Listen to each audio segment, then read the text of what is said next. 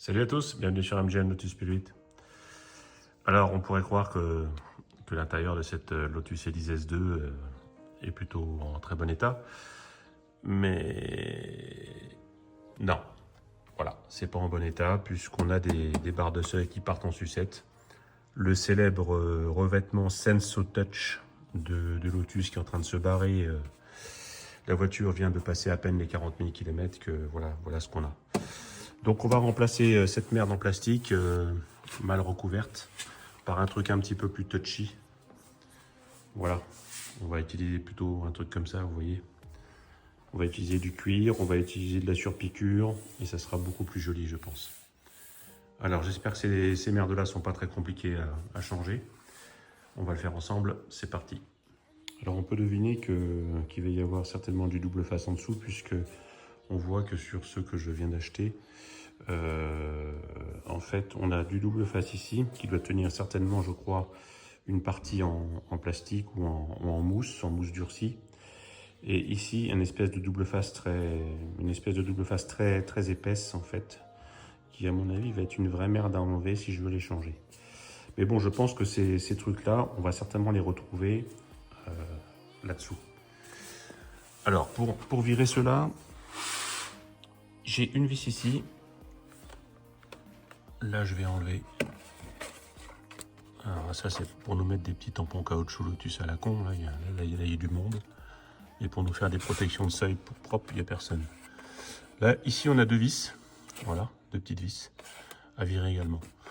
Donc, je pense, en théorie, si on arrive à décoller ici, donc à dévisser là, dévisser les 3 points et soulever ici en décollant cette partie, on devrait pouvoir, en soulevant et en tirant vers l'arrière, enlever toute la pièce.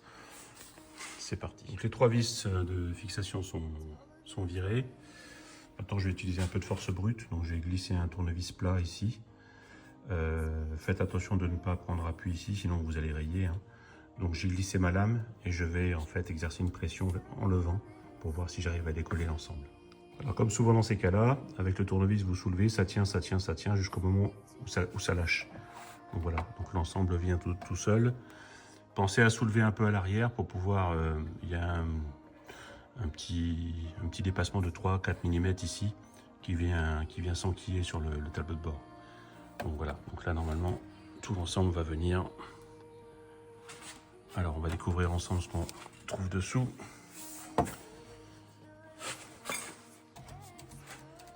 Alors là visiblement, ah ça c'est intéressant, comme quoi c'est toujours intéressant de démonter une Lotus. En fait on a un passage ici, hein. Il semblerait qu'on ait comme une lumière qui permette de voir à l'intérieur du ponton. Ouais, ça peut être intéressant lorsqu'on fait des interventions. Donc là, je vais le laisser comme ça pour l'instant. Là, on a un gros pâté de double face à virer. Je crois qu'on va pas se marrer. Pour le reste, c'est assez simple. J'ai une bande moussée ici qui est sur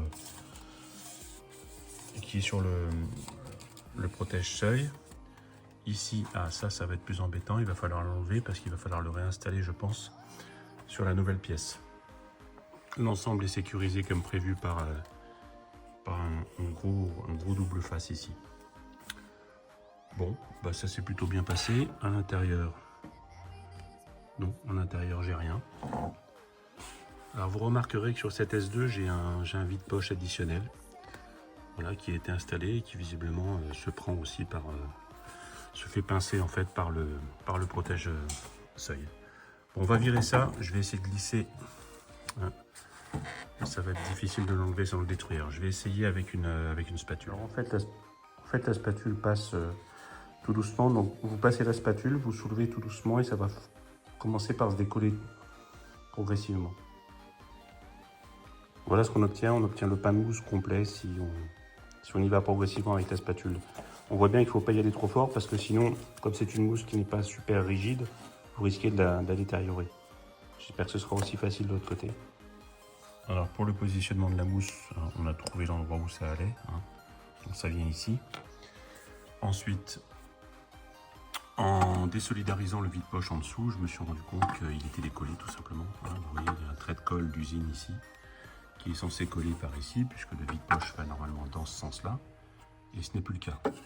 Donc il y a deux doubles faces qui sont ou d'origine ou qui ont été rajoutées, certainement pour essayer d'éviter un rossignol. Donc moi je vais enlever tout ça, mettre un coup de meuleuse ici pour enlever ce trait de colle et remettre un double face total sur toute la largeur avant de le repositionner. Au niveau du recto, il faut poser deux bandes de mousse en fait. J'imagine que c'est pour éviter un choc rigide par rapport au châssis. Éviter d'abîmer notamment la peinture qui est en dessous ou l'aluminium. Donc il y a deux bandes de mousse à mettre. J'avais déjà de la mousse en stock, donc je me suis contenté de couper deux bandes et puis j'ai recollé deux bandes neuves. Voilà, comme à l'ancienne. Il y aura peut-être moyen de récupérer celle-là, mais je pense qu'elle est déjà bien tassée. Donc on ne va pas prendre de risque, ça serait dommage de devoir tout redémonter après. On continue. Attendez-moi quelque chose chez Lotus, il y a toujours des petites bricoles à faire, comme par exemple remplacer l'isolant merdique qu'ils ont mis autour des câbles. Donc remplacer avec de l'isolant de bonne qualité, voilà ici. Là il se dégrade tout seul, il part en lambeaux, vous voyez toute la petite mousse ici, c'est dégueulasse, c'est tout collant, pas terrible. Alors pour refixer les nouveaux seuils, il va falloir replacer ça dessous, vous vous rappelez de cette pièce. Alors d'abord il faut en fait placer le seuil à ce niveau-là.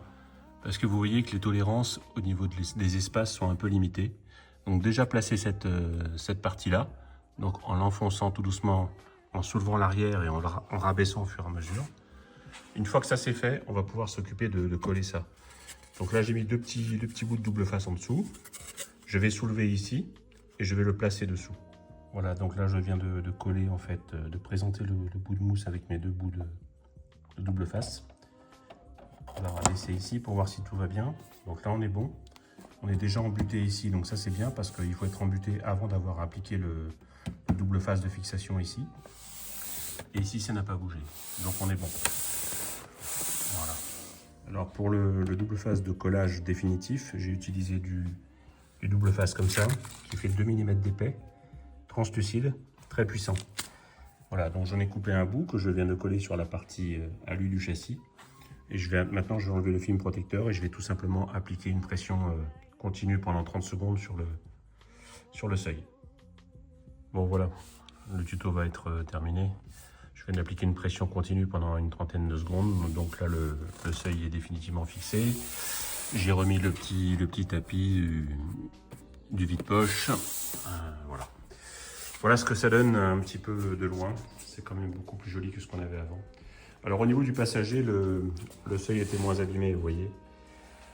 Vous voyez ce que ça donne ici. Mais on voit aussi que le revêtement Senso Touch a commencé à se barrer.